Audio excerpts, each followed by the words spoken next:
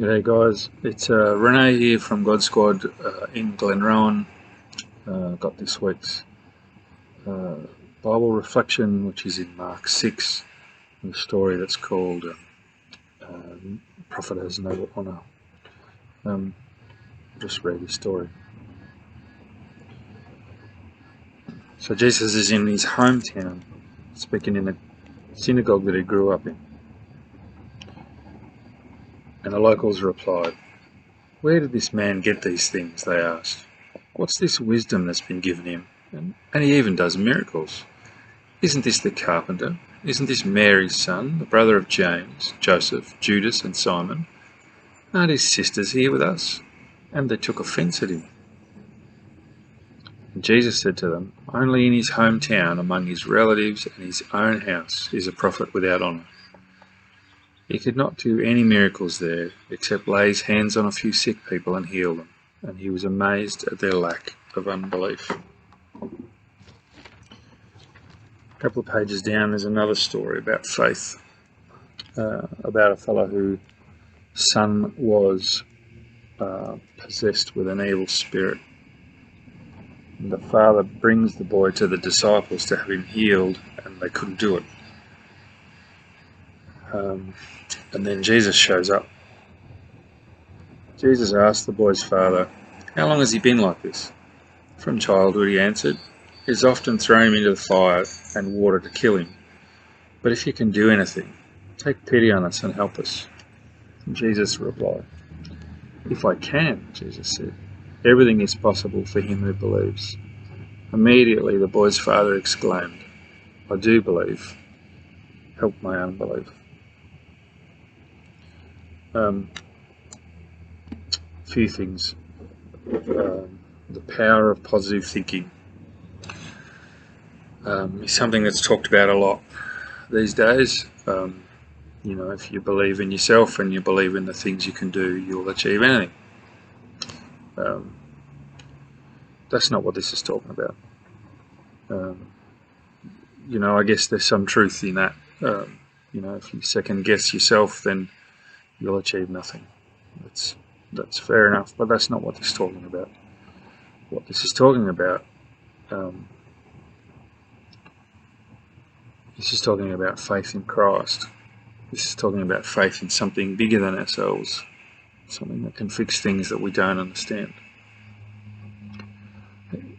In the first story, the dilemma that the locals in the synagogue had was that they thought they knew who Jesus was.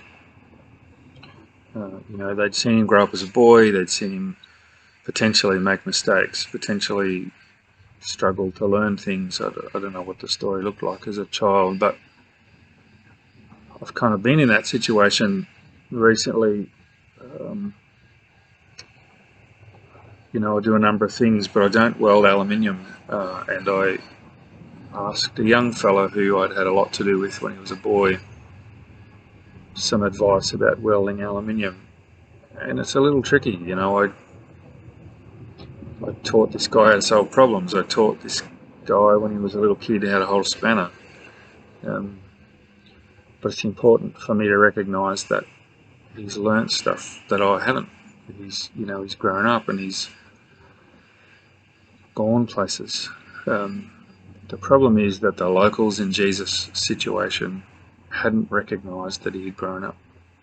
They hadn't recognised that God had started to do the things in his life that he was appointed to do. And it wasn't that they didn't see anything amazing. It says that he had amazing wisdom, and it said that they said that he can even do miracles. But they chose to take offence rather than listen. I guess the question is, who do you think Jesus is? With an accurate assessment of who Jesus is, it's easy to have faith in the things that he can do. But if you don't really know Jesus, if you know his name, perhaps, if you've heard other people talk about him, but you've not spent the time enough to get to know him, it's difficult to have faith. Um, just recently I was asked to run a funeral for a fella, good guy, but to my knowledge, not a man of faith. It's always complicated when you're asked to do a funeral in that situation, because as a Christian they ask me to run a funeral because they want me to bring hope.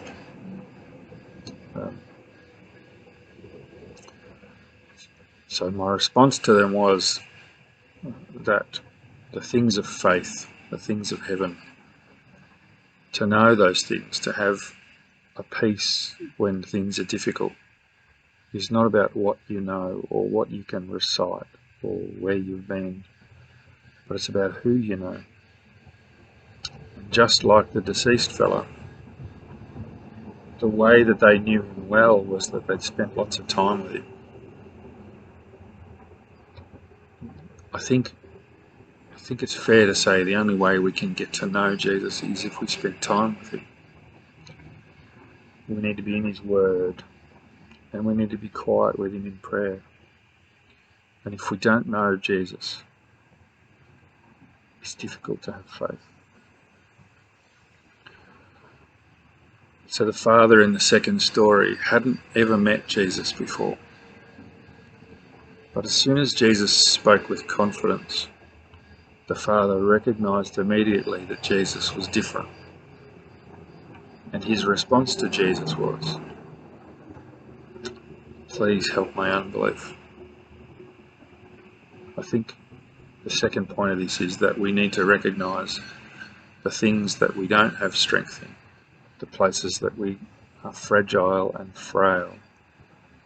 We need to ask God for help with that.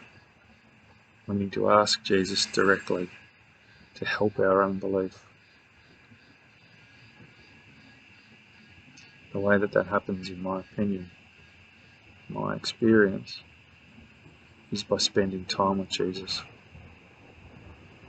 When you spend time in the Word and quiet time in prayer, He'll give us all the reason to have faith that we need.